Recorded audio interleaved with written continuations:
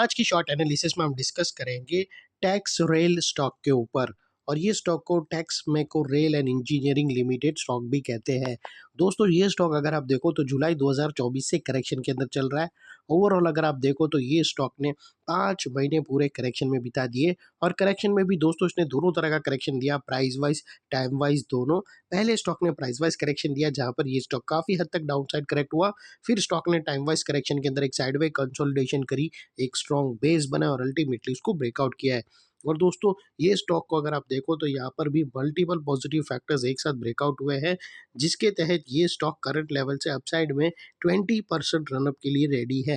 लेकिन दोस्तों यहाँ पर कोई भी हमारी बाय सेल होल्ड रिकमेंडेशन नहीं है, ये प्योरली एजुकेशन पर्पज से मैं अपना पॉइंट ऑफ व्यू आप लोगों के सामने शेयर कर रहा हूँ।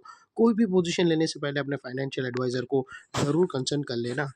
दोस्तों आप लोग देख सकते हो कि ये वो टॉप था जहां से करेक्शन स्टार्ट हुआ था, और यहाँ से कुछ इस तरह से downward sloping parallel channel stock के अंदर बनी।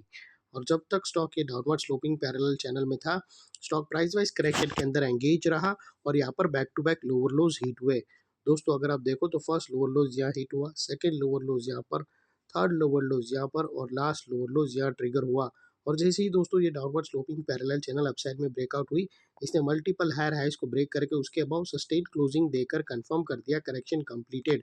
यहाँ पर हमें दो मेजर पॉजिटिव सिग्नल मिले फ्रेंड्स। पहले तो इसने डाउनवर्ड स्लोपिंग पैरेलल चैनल को अपसाइड में ब्रेक किया, जिसके वजह से जो स्ट्रेट डाउनसाइड फॉल आ रहा था प्राइस वाइज करेक्शन का, अल्टीमेटली वहाँ पर ब्रेक लग गई।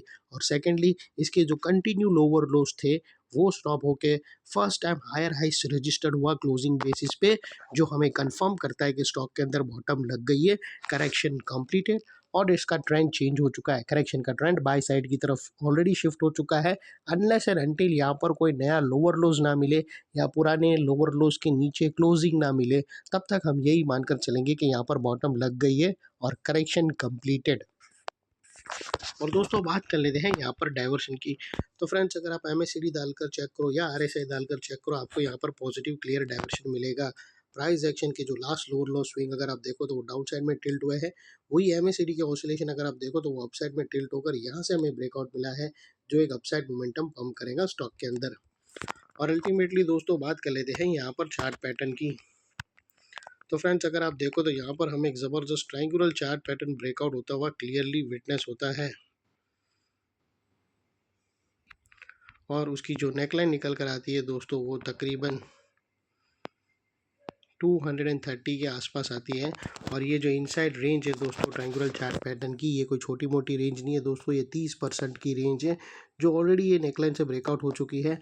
अपसाइड सस्टेन मूव स्टार्ट हुआ तो स्टॉक 20% तक रनअप दे सकता है। और वो लिहाज से दोस्तों स्टॉक का जो अगला टारगेट निकल कर आता है वो 285 रुपीज़ का आता है।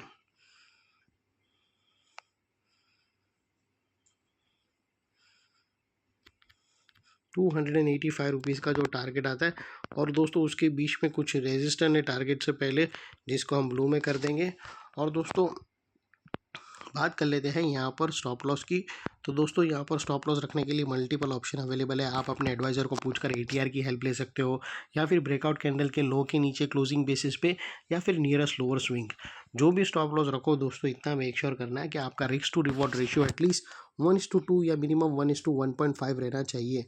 और फाइनली दोस्तों नेकलाइन के पास का ये एरिया बहुत ही इंपॉर्टेंट एरिया बनकर खड़ा है, क्योंकि अगर आप देखो तो मल्टीपल पॉजिटिव फैक्टर्स यहाँ पर ही एक्शन में आते हुए मिले। यही एरिया पे दोस्तों हमने डाउनवर्ड स्लोपिंग पैरेलल चैनल को अपसाइड में ब्रेकआउट होते हुए देखे, लोअर लोज हमें हायर हाइज में शिफ्ट होते हुए मिले, पॉजिटिव क्लियर डाइवर्शन हमें MACD के थ्रू मिला, और यहाँ पर ही दोस्तों ट्रायंगुलर चार्ट पैटर्न ब्रेकआउट होते हुए मिली। तो वो लिहाज से दोस्तों ये एरिया जो अभी तक एक स्ट्रॉन्ग रेजिस्टेंस था, वो अल्टीमेटली स्ट्रॉन्ग सपोर्ट बनकर खड़ा है। और इतने बड़े स्ट्रॉन्ग सपोर्ट के नीचे क्लोजिंग बेसिस पे आप लोगों का स्टॉप लॉस रहना चाहिए, जो आसानी से ट्रिगर ना हो। और बाय एनी चांस अगर क्लोजिंग बेसिस पे ट्रिगर हो जाता है तो नो इफ़ नो बट सीधा स्टॉप लॉस देकर ट्रेड को वाइंड अप कर देना। ये थी हमारी शॉर्ट एंड स्वीट एनालिसिस। अच्छी लगे तो प्लीज़ चैनल को लाइक शेयर सब्सक्राइब ज़रूर करना। Thank you. जय हिंद।